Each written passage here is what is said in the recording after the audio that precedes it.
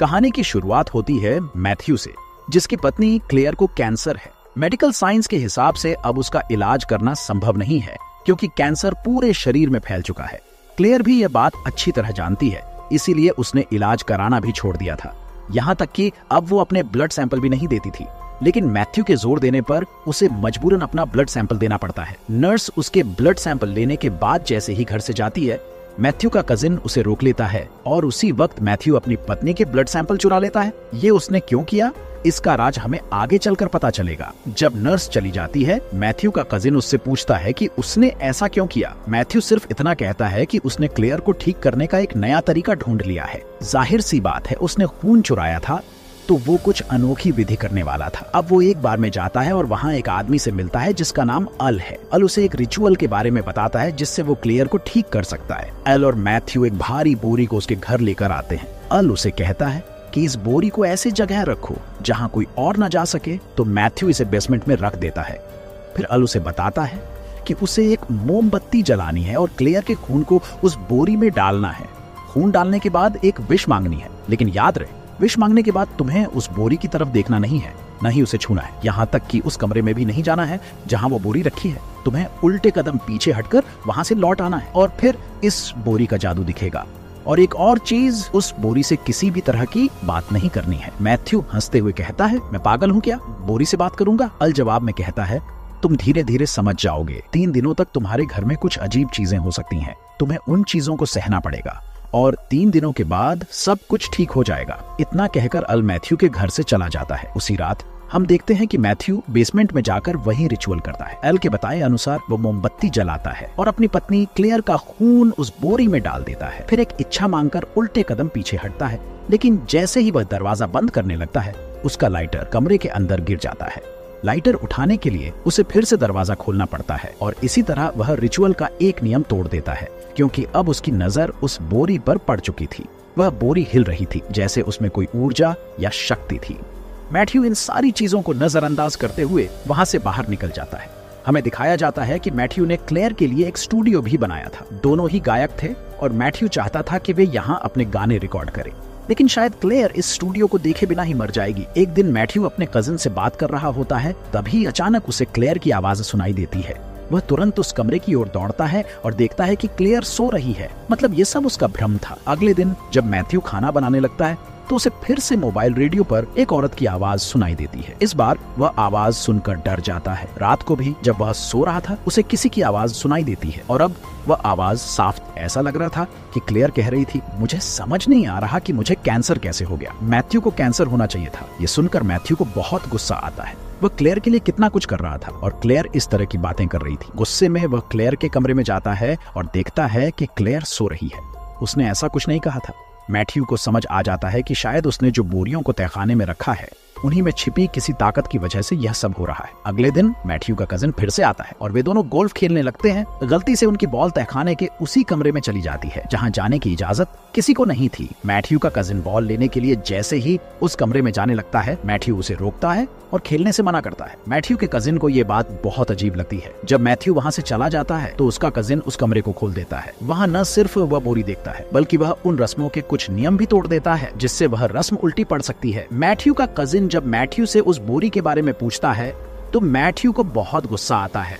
वह कहता है, तुम्हें उस कमरे में नहीं जाना चाहिए था। फिर भी वह उसे कुछ नहीं बताता और बस इतना कहता है, मैं अपनी पत्नी को ठीक करना चाहता हूँ। अब मैथ्यू के लिए ये अजीब घटनाएं रोजमर्रा की बात हो गई थी। उसे अजीब आवाजें सुनाई देती थीं और डरावने कॉल आते थे। वो एक लड़की को भी देखने लगा जिसके हाथ पर काला निशान था। इन सब चीजों से वह डरने लगा था। एक दिन मैथ्यू को एक पार्सल मिलता है। क्लेयर ने यह पार्सल अपने लिए ऑर्डर किया था। जब मैथ्यू उसे खोलता है तो उसमें से क्लेयर का सिर निकलता है। यह देखकर वह घबरा जाता है और बॉक्स फेंक देता है। क्लेयर, जो उस वक्त व्हील चेयर पर बैठी थी, चिल्लाने की आवाज सुनकर आती है। वो बॉक्स उठाती है और दिखाती है कि उसमें बस एक विग थी जो उसने मंगाई थी। चीजें अब बहुत डरावनी हो रही थी। मैथ्यू अब खुद के हालात से भी डरने लगा था। वह अल से संपर्क करने की कोशिश करता है, लेकिन अल उसका फोन नहीं उठाता। मैथ्यू को अल का एड्रेस भी नहीं पता था, इसलिए वह उससे मिल नहीं सकता था। फिर अगले दिन हमें दिखाया जाता है कि क्लेयर की तबीयत बहुत सुधर रही थी, जैसे वह रस्म उसके लिए काम कर रही थी। क्लेयर अब व्हीलचेयर से किचन तक आ जाती है और मैथ्यू यह देखकर खुश हो जाता है। मैथ्यू खाना बनाने के लिए स्टोव की तरफ मुड़ता है, तभी कोई उसके कंधे पर हाथ रखता है। पहले तो मैथ्यू को लगता है कि ये क्लेयर है, लेकिन जब वह हाथ देखता है तो वह अंधेरा और डरावना था। ये देखकर वह समझ जाता है कि जो उसके पीछे खड़ा है वह क्लेयर नहीं बल्कि कोई और है। वह डरकर उस चीज से कहता है, यहाँ से जाओ। जब वह मुड़कर देखता है तो क्लेयर अभी भी व्हील चेयर पर बैठी थी। क्लेयर को इस रस्म के बारे में कुछ नहीं पता था और वह समझती है कि मैथ्यू ने उसे डांटा और अपमानित किया। इस वजह से वह गुस्से में चली जाती है। क्लेयर इस झटके को सहन नहीं कर पाती। उस रात वह अपनी कलाई काट लेती है। मैथ्यू जब यह देखता है तो तुरंत डॉक्टर को फोन करता है, लेकिन कॉल किसी और दुनिया से आता है। फोन पर आवाज आती है, तुमने ये सब किया है, तुमने क्लेयर को मारा है। अचानक मैथ्यू के हाथ में चाकू आ जाता है और मैथ्यू को होश आता है कि यह सब एक सपना था। अगले दिन जब मैथ्यू अपने कमरे में सो रहा होता है तो क्लेयर चलकर उसके पास आती है। उसे देखकर मैथ्यू बहुत खुश होता है क्योंकि क्लेयर पहले से बेहतर हो रही थी। क्लेयर उसके पास आकर लेट जाती है। वे दोनों थोड़ी देर बात करते हैं और फिर क्लेयर बाथरूम चली जाती है। तभी मैथ्यू को एक कॉल आता है। यह कॉल क्लेयर का होता है और यह सुनकर मैथ्यू हैरान रह जाता है क्योंकि जो शख्स उसके पास लेटा था वह क्लेयर नहीं बल्कि कोई और था जिसने क्लेयर का रूप धारण किया हुआ था। वह भागकर देखता है और क्लेयर सचमुच उसके कमरे में ही होती है। डर से कांपते हुए मैथ्यू उस कमरे से बाहर निकलता है। उसे फिर वही रहस्यमयी प्राणी दिखता है जिसे वह पहले भी कई बार देख चुका था। हमेशा की तरह उस प्राणी के हाथ पर एक काला निशान था। इस प्राणी से डरते हुए मैथ्यू को पता ही नहीं चला कि वह कब बेसमेंट के उस निषिद्ध कमरे में पहुंच गया। उसकी नजर उस बोरे पर पड़ती है। डर के मारे उसके हाथ से टॉर्च गिर जाती है और तभी बोरे से एक हाथ निकलता है और टॉर्च उठा लेता है। यह देखकर मैथ्यू घबराहट में कहता है, दूर हटो, दूर हटो, और वो हाथ बोरे के अंदर चला जाता है, जैसे कि उसने मैथ्यू की बात सुन ली हो। मैथ्यू ने कमरे का दरवाजा तो बंद कर दिया था, लेकिन उसे अब भी साफ साफ आवाजें सुनाई दे रही थीं, मुझे यहाँ से बाहर निकालो। वह और घबरा जाता है। वह भागकर क्लेयर के कमरे में आता है, लेकिन वहां क्लेयर नहीं होती। उसे ढूंढते हुए वह स्टूडियो में पहुंचता है। क्लेयर अपने स्टूडियो को देखकर बहुत खुश होती है। मैथ्यू उससे सब कुछ बताना चाहता है। वह कहता है, क्लेयर, मैंने तुम्हें ठीक करने के लिए एक पंथ में शामिल हो गया हूं। इस अनुष्ठान से तुम पूरी तरह से ठीक हो जाओगी। बस मुझे इसकी एक कीमत चुकानी होगी। क्लेयर चौंक कर पूछती है, कौन सी कीमत? मैथ्यू थोड़ा असमंजस में कहता है, मुझे नहीं पता, लेकिन हाँ, कुछ कीमत तो चुकानी पड़ेगी। तभी मैथ्यू के पास क्लेयर की नर्स का फोन आता है, जो उसकी तबीयत के बारे में पूछ रही होती है। मैथ्यू उसे बताता है कि क्लेयर अब पूरी तरह से ठीक हो चुकी है। यह सुनकर नर्स हैरान हो जाती है, क्योंकि उसने मैथ्यू को यह बताने के लिए फोन किया था कि क्लेयर के पास अब सिर्फ 2 दिन बचे हैं। नर्स मैथ्यू को सलाह देती है कि वह क्लेयर के साथ जितना हो सके समय बिताए और सच्चाई को स्वीकार करे। इसी दौरान क्लेयर बिना कुछ बताए बेसमेंट के उसी कमरे में चली जाती है। जब वह उस बोरे को देखती है तो उसकी तबीयत अचानक बिगड़ने लगती है और वह बेहोश हो जाती है। ठीक समय पर मैथ्यू वहां पहुंच जाता है और क्लेयर को उठाकर उसके कमरे में ले आता है। क्लेयर की हालत अब बहुत खराब हो चुकी थी और मैथ्यू से यह सब देखा नहीं जा रहा था। उसने सोचा कि अब और नहीं सह सकता। अब मैथ्यू उस बोरे को उठाकर घर से बाहर फेंकना चाहता था, लेकिन अब वह बोरा पहले से कहीं ज्यादा भारी हो चुका था। मैथ्यू उसे घर से बाहर नहीं निकाल पा रहा था। उसने अल को फोन किया, लेकिन अल ने फोन नहीं उठाया। फिर मैथ्यू ने अल को एक मैसेज भेजा कि वह उस बोरे को फेंकने वाला है, लेकिन ऐसा करते हुए उसने अनुष्ठान का एक और नियम तोड़ दिया। उसने बोरे को छू लिया था। इतना सब करने के बाद जब मैथ्यू अपने लैपटॉप पर काम करने बैठा, तभी अचानक लैपटॉप पर डरावनी तस्वीरें आने लगी। ये सभी क्लेयर की टेस्ट रिपोर्ट्स थी। यह देखकर मैथ्यू डर गया। पूरी तरह से पागल होने से पहले उसने फैसला किया कि वह किसी भी तरह अल को ढूंढेगा। वह उसी बार में जाता है जहां उसने पहली बार अल से मुलाकात की थी।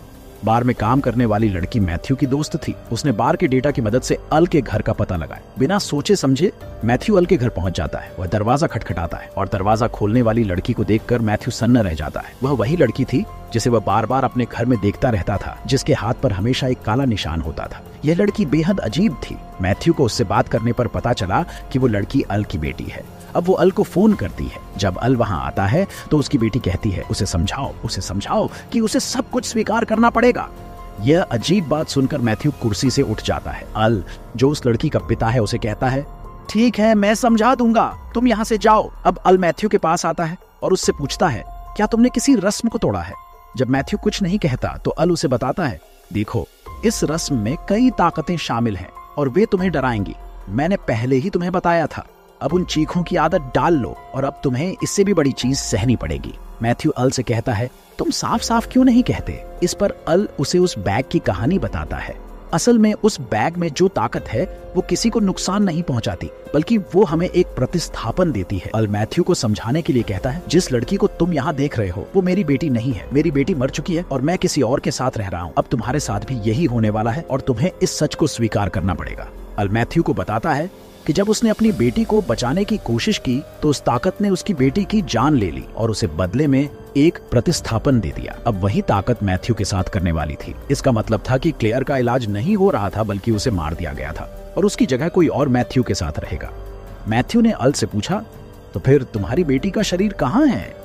अल उसे बेसमेंट में ले गया, जहां मैथ्यू ने देखा कि अल की बेटी काले रंग का उल्टी कर रही थी और उसका चेहरा बेहद डरावना था। ये देखकर मैथ्यू डर गया और वहां से अपने घर लौट आया। घर पहुंचते ही उसने अपने कजिन को दरवाजे पर देखा। उसने अपने कजिन को अंदर बुलाया और कहा, मैं क्लेयर को अस्पताल ले जा रहा हूँ। लेकिन इससे पहले कि वे कुछ कर पाते, बहुत देर हो चुकी थी। क्लेयर मर चुकी थी। क्लेयर की मौत ने मैथ्यू को बुरी तरह तोड़ दिया। वो घंटों वहीं बैठकर रोने लगा। उसका कजिन ये देखकर दुखी हो गया। मैथ्यू अचानक रोते हुए उठता है और अपने कजिन से कहता है, चलो मेरी मदद करो। उसका कजिन समझ नहीं पाया कि मैथ्यू क्या करने वाला है। मैथ्यू ने बैग लिया और अपने कजिन के साथ उस कमरे में गया। वहां जाकर मैथ्यू ने क्लेयर के शरीर को बैग में डाल दिया। उसके कजिन को लगा कि मैथ्यू गहरे सदमे में है और इसलिए ऐसा कर रहा है। क्लेयर का शरीर बैग में डालकर मैथ्यू ने उसे बंद कर दिया। उसके बाद मैथ्यू का कजिन उसे कमरे से बाहर ले आया और कमरे को लॉक कर दिया, क्योंकि उसे डर था कि मैथ्यू क्लेयर के शरीर के साथ कुछ बुरा करेगा। अब उसने मैथ्यू को चेतावनी दी, तुम उस कमरे में मत जाना, मैं खुद जाऊंगा और क्लेयर के शव को बाहर निकालूंगा। जैसे ही वो कमरे के अंदर गया, वहां से एक डरावनी ताकत बैग से बाहर आई। उसने अपने बड़े हाथों से उसे मार डाला। मैथ्यू का कजिन